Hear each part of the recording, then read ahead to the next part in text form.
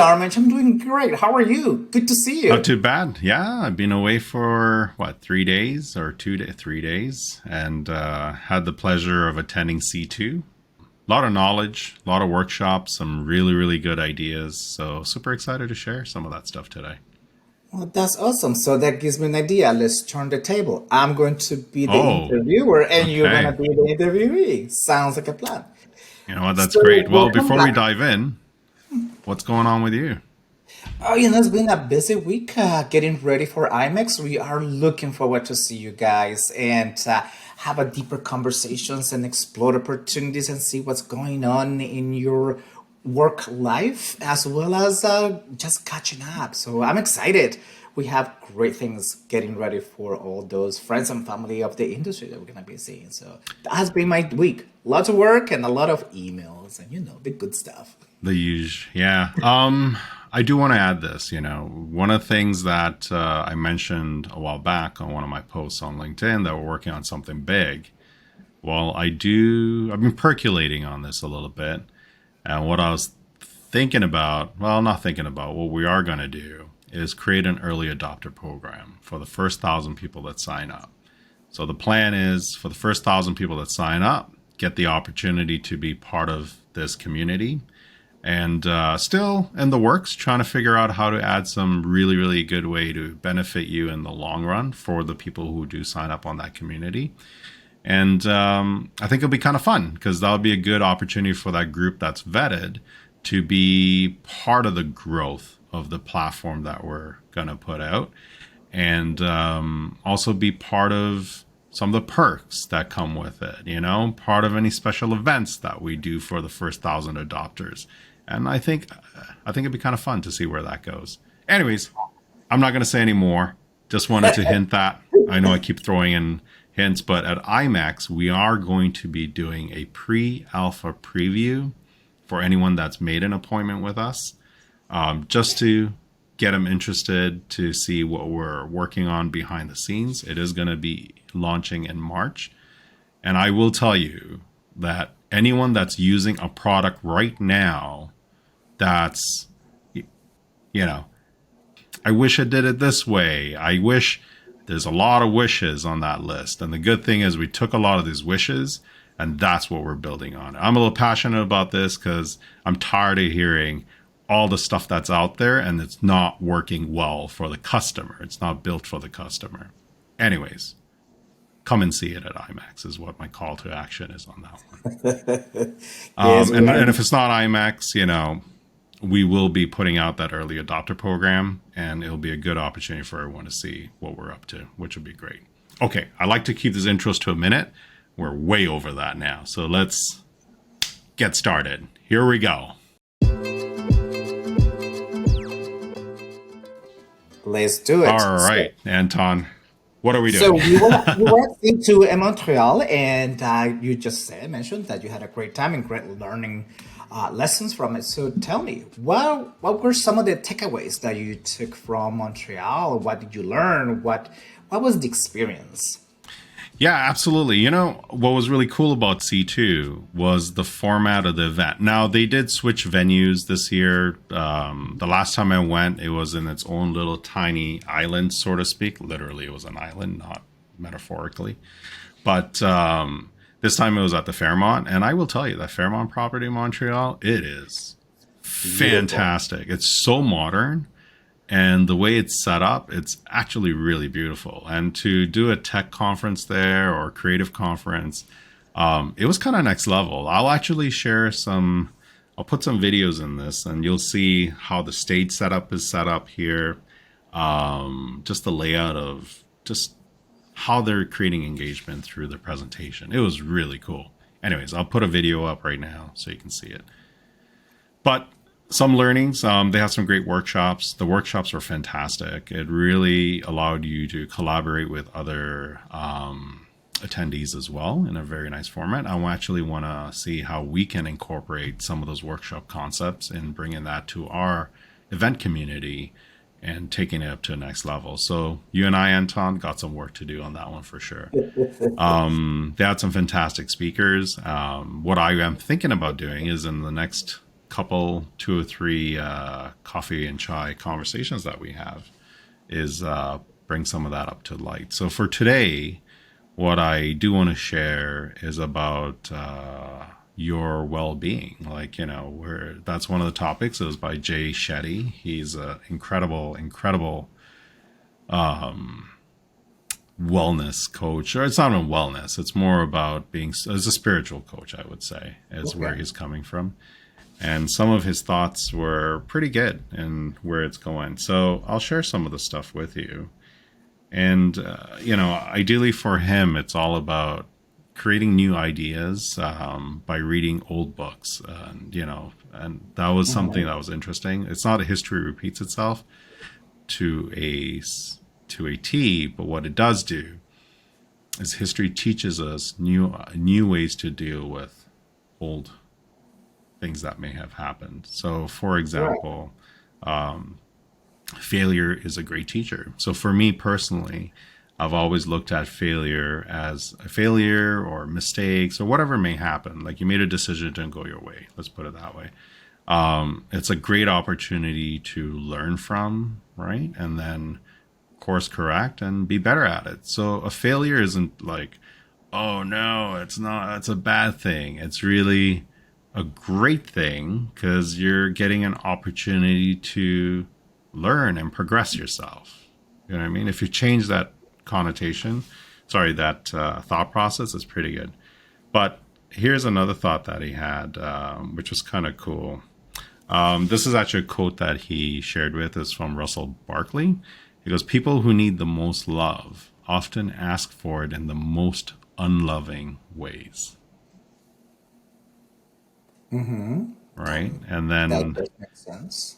and that's interesting. So that that kind of goes in and ties into the whole idea of internally processing that or externally processing that. And as he said, one of the things that we need to be mindful of that it's safe. So you're not putting anyone in a harmful situation in that case, but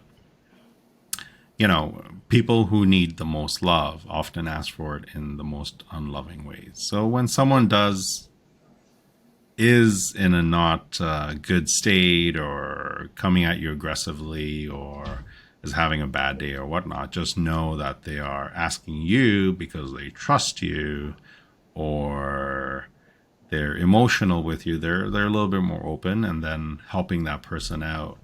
It's looking at it not as a friction point or delivered in a friction scenario, but delivering it with where are they coming from their perspective. And that's a learning for me too. Personally, sometimes when someone comes up to you very abrasively, you automatically, and I think everyone does it, automatically would be, oh no, like why is this person being so harsh with me, and maybe it's just take a step back and see, oh, what did they go through in their day? And maybe there's an opportunity there to approach it differently.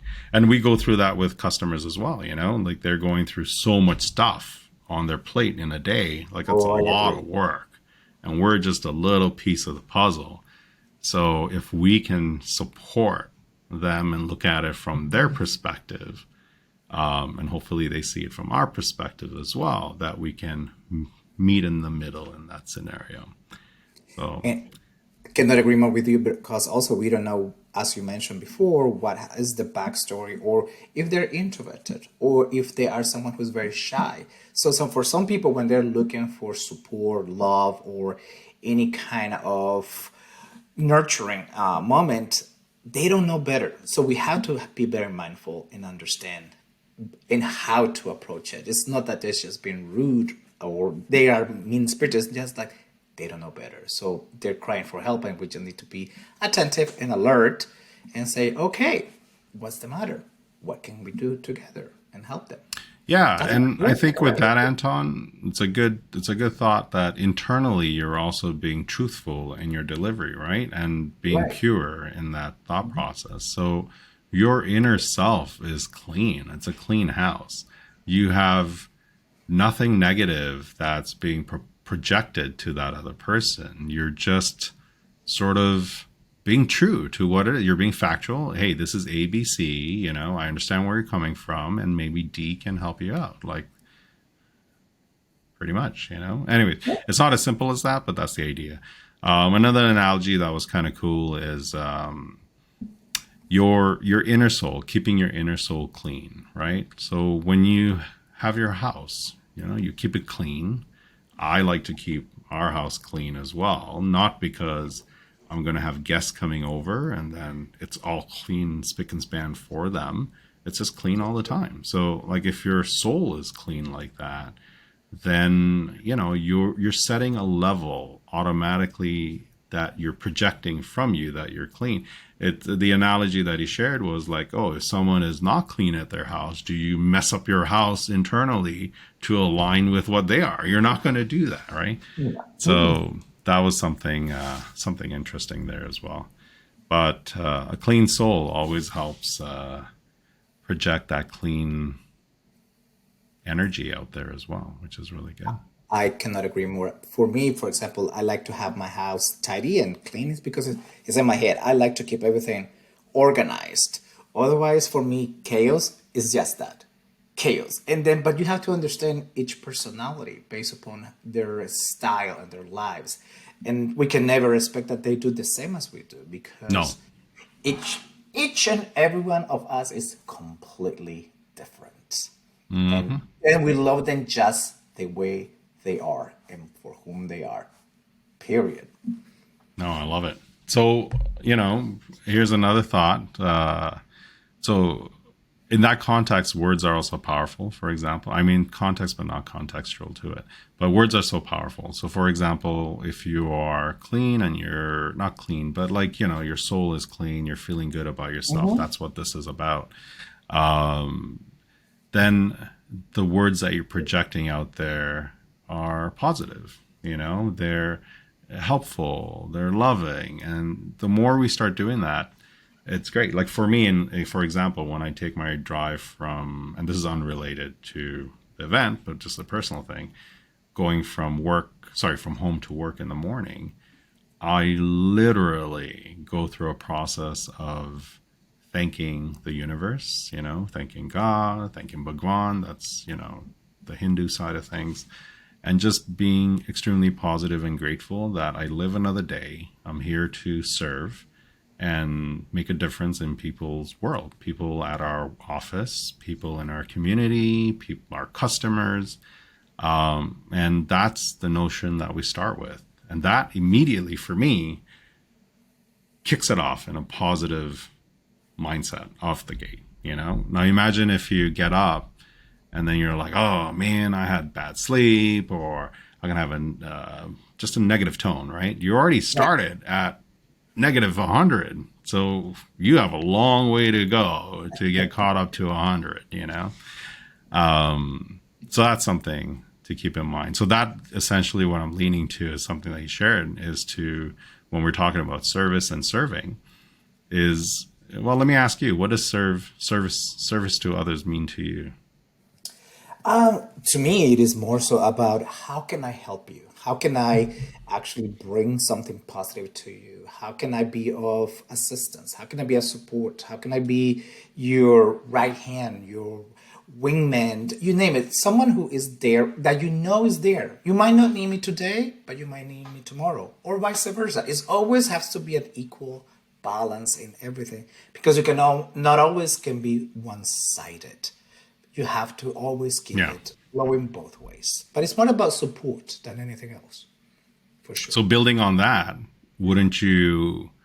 The reason why you're probably doing that is because you want to leave them in a better place where you started, right? Correct. So the application of that is, let's say to serve means to leave people in a happier place than you found them, you know, in a peaceful place.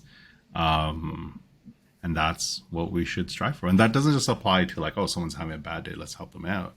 Like it could be anything, right? Like let's say we're supporting our customers. They need to go here. You're servicing them. You're serving them to take them to a spot where they're like, oh, now I'm feeling great. Like I got this done and I'm ready to rock and roll. Like you help me with that thing and I can do the 100 things that are relatable to that, you know? So, and that also applies to environment, you know, sustainability and all that stuff too. Like what can you do for your event, for example, that you're doing now that you can service your attendees in a different way to create a better impact to the environment. So now you're serving Mother Nature, you know, you're the space that you're renting on this earth right now, essentially. Agreed. Agreed. Yeah. So that was kind of cool, man. Like there's a lot of stuff. And yeah, I can go on forever here. There's another one that we talked about was balancing opposing ideas. So, for example, you know, being affectionate and being assertive at the same time. That's a hard thing to do. Like, how do you be affectionate but also be assertive? So it's just that whole idea of balance. And one of the things that he shared was, you know, like Buddha walking the middle path to see how you can integrate both opposing forces. And that's essentially a good way to kind of also work with things. So for example, and the application to what we do is when we're trying to solve a problem, we always have two opposing sides. We try to look at it from both angles. And, you know, from the UX side, Anton, like Yeah. when we're trying to work on product, we're like, oh, this is how I think we should be doing. This is how customers are looking at it. And then how does, you know, someone else from the office like Gilbert or you or, you know, Sarah and them, like how do they look at the problem? And then we're like, oh, interesting. Like we didn't think about that, you know, so let's find a middle ground and we roll with it. So then it appeases both points because we all know only what we know, right? Right. And usually the client's got a big weight on some of these decisions, but at the same time, the client also only knows what they know. And it's our job to take it to another level that can possibly save them a ton of time. I mean, you know, our goal is essentially to deliver a delightful experience that creates meaning in their life, meaning they can have dinner at home with their family. They're not stuck doing reports at night. And that is essentially the mantra that we're following. Anyway, so going back to this is that couldn't be delivered without looking at all those opposing forces that, you know, I need this, I need that, I don't want that, and trying to build something that meets in the middle, essentially. So we kind of do it already, but it's nice to kind of pinpoint that in a personal standpoint too. Amen to that. That's fantastic. I think that you did take a few good Oh yeah. takeaways from it, and I think that we have a couple of more times to converse more in depth and dive into with more detail. But it's fascinating because in the meetings and events industry, we always focus into what we can do for the attendee, for the exhibitors, for the VIP, for your board of directors, but we forget about ourselves as a planners. We forget about ourselves as the persons who are assisting your Right. business partner, what we call vendors and what have you. When in reality, we all are interconnected. So we need to start thinking more so about how we can take care of ourselves and how we can balance the equation because it takes two to tango.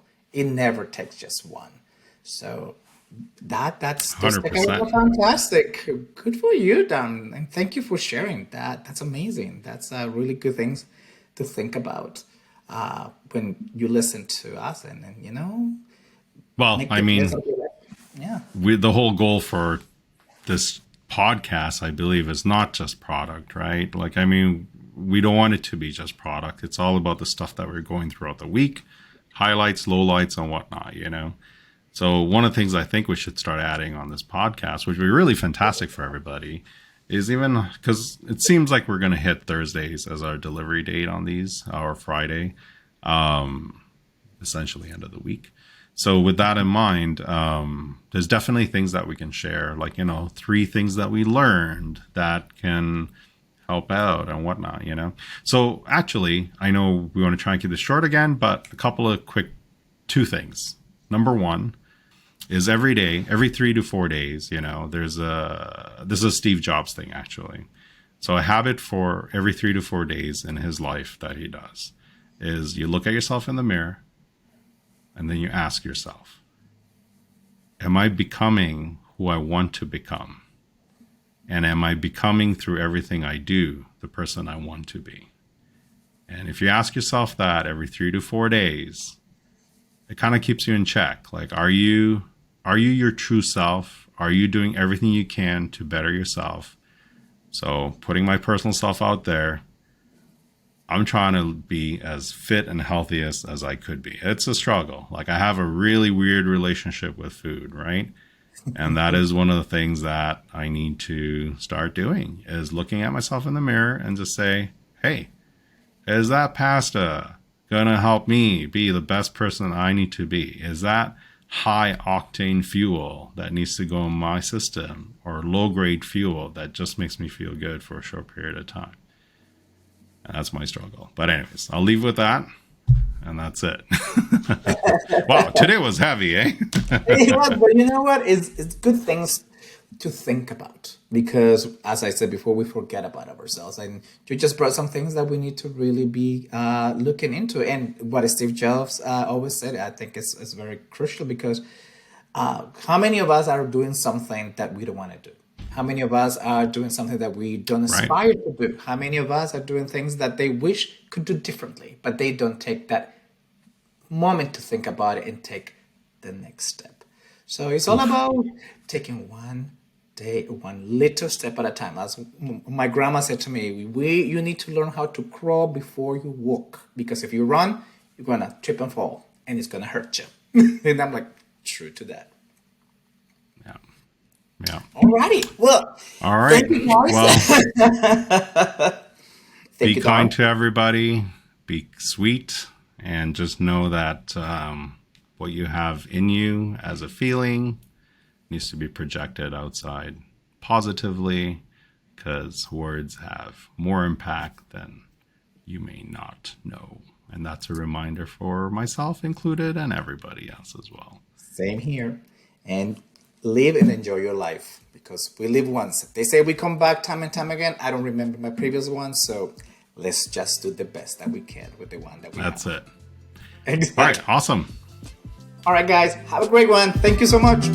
Thank you, All right. Darn. Thanks. Bye.